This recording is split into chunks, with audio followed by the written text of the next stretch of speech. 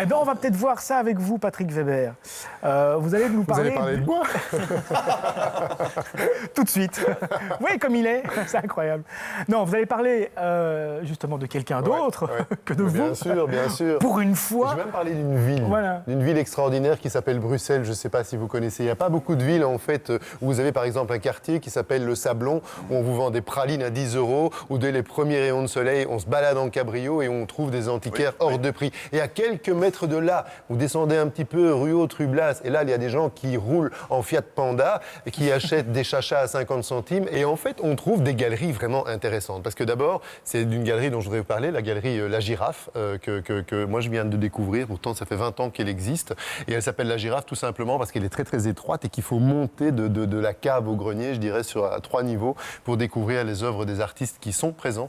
Et c'est une galerie qui a une démarche intéressante parce que justement, ils essayent d'accueillir des artistes un petit peu au coup de cœur et puis des artistes qui n'ont peut-être pas les moyens d'être présents ailleurs. Et en plus, c'est un galériste qui a la bonne idée de ne pas sucrer au passage. En fait, vraiment, les artistes exposent gratuitement, entre guillemets, ce qui est sympa aussi. Donc, ce qui veut dire qu'on peut aller acheter de l'art et ça va de 75 € à 1500 €. Ça reste quand même beaucoup plus démocratique. Donc, c'est une galerie non marchande, en fait. C'est une galerie marchande parce qu'on achète comme des choses. Galeries, voilà, tout à fait. Mais mettons qu'on passe peut-être, on est en temps de crise, on supprime un peu les intermédiaires. Pourquoi pas le faire en art, ça existe bien pour la grande distribution, donc c'est pas une si mauvaise idée.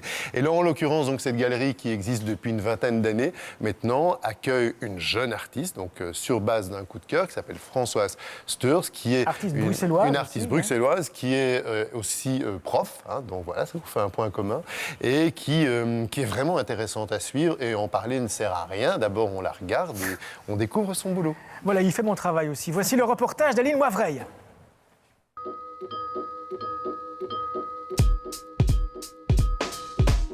La peinture est arrivée d'une façon vraiment un petit peu surprenante. Il y avait un stage qui s'ouvrait quelque part. Je me suis dit pourquoi pas. J'avais jamais pu toucher à de la matière et j'avais une grosse frustration. Ça m'a vraiment ouvert tout un univers.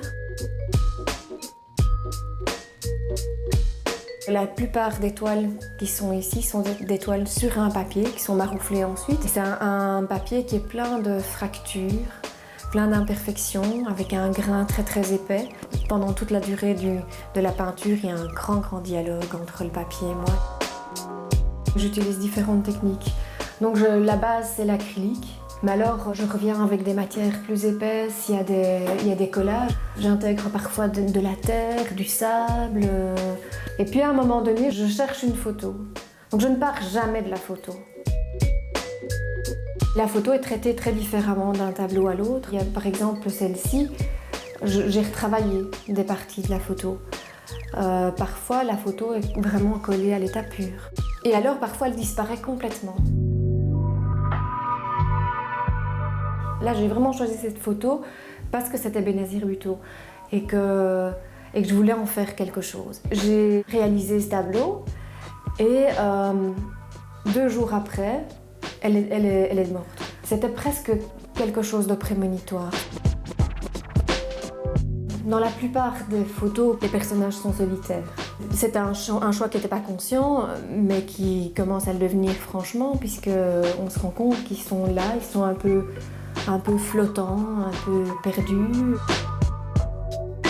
Marie Nimier, je lisais son bouquin La Reine du Silence l'autre jour, et elle disait c'est peut-être en nommant les choses qu'on peut se débarrasser du côté pesant du monde. Et je crois que ce qu'elle dit par rapport aux mots peut s'appliquer à ma peinture.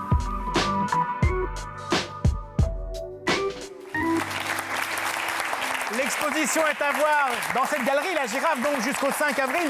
Avant de vous céder la parole pour nous parler de cette exposition, juste un petit mot avec Willem. En regardant le reportage et en vous regardant en train de le regarder avec attention, je me dis, mais d'une part, est-ce que vous êtes déjà en train de dire, tiens, cet artiste-là, je pourrais la placer où et dans quel mouvement que je décris dans mes bouquins? Et aussi, moi, je me pose la question de savoir comment est-ce qu'à un moment donné, un bouquin comme celui-ci ne devient pas vite obsolète. C'est-à-dire que forcément, des artistes, il y en a de plus en plus, il y en a tout le temps. Ça, c'est une photographie qui a été faite aujourd'hui. Est-ce que dans 5 ou 10 ans, vous comptez renouveler ce genre d'ouvrage avec des noms nouveaux ? J'ai en effet l'intention de faire cela, parce qu'au fait, on devrait écrire encore un tome 3. Ouais. Il y a des, pas seulement des noms, mais même des courants d'art qui ne sont pas dedans. Ouais.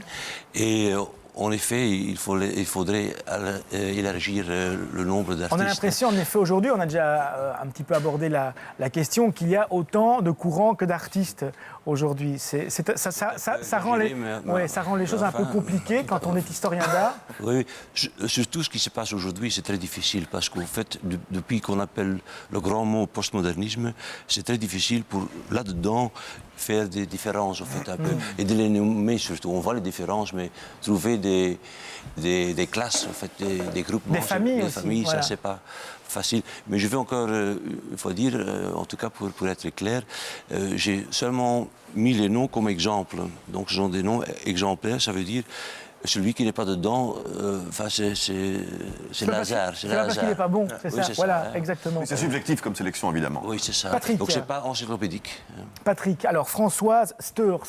Vraiment, c'est une petite expo qui mérite le détour. Moi, j'étais étonné que ce soit sa première expo. Très franchement, je ne sais pas ce que vous en avez pensé, vous avez vu les images. Je trouve qu'elle a déjà vraiment pas mal d'expérience. Elle a vraiment une patte qui lui appartient. Et moi, je suis vraiment rentré dans son travail, justement, à travers ces fameuses photos. Donc, c'est une lectrice compulsive du monde et elle découpe les photos dans le monde et elle leur donne une nouvelle vie. Alors ces photos se trouvent au centre de la toile ou parfois de façon très excentrée sur la toile et à travers les différentes techniques qu'elle utilise, tout d'un coup cette photo se révèle. Alors c'est bizarre, il y a des toiles où on découvre la photo après et parfois ce sont des people ou il y a Benazir Bhutto, ou alors des gens complètement inconnus.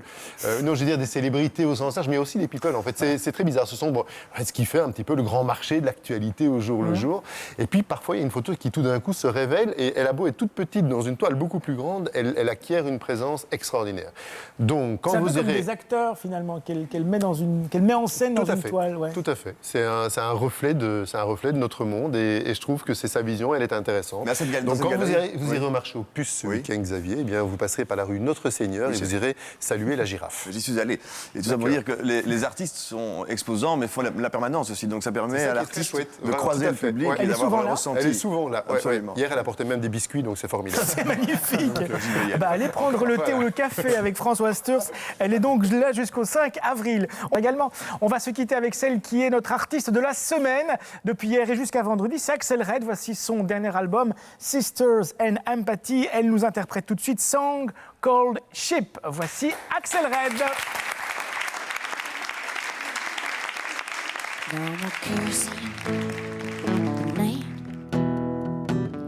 If we finally met, no more traumas, trunks and gauges, soundproof, outrageous, no more wolves and wives persuading, hush-ups, justice failing, we all suspicious, he's back out there, it's vicious, it might not be him, a song called shit. In school you go to rehab.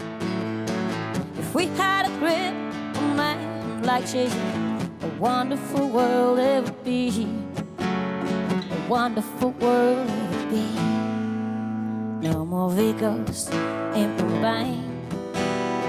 Weirdos, decent man, turning saints into sluts. They were once a victim, so what? No more uncle, dishonors knees. Brother, won't you kill me, please? No more marriage, cover up. Mothers won't stand up. No, it might not be hip, a song of shit. In school, you go to rehab.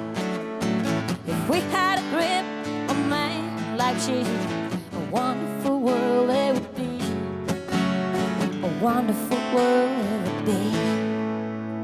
The Romans, the Greeks, already freaks, knew how to teach, how to preach. The prophet at least, officially wed, spared the young captives. Moses said, Allah says have them in your bed. Sultans at dungeons for different levels, virgins by hundred and hours legends.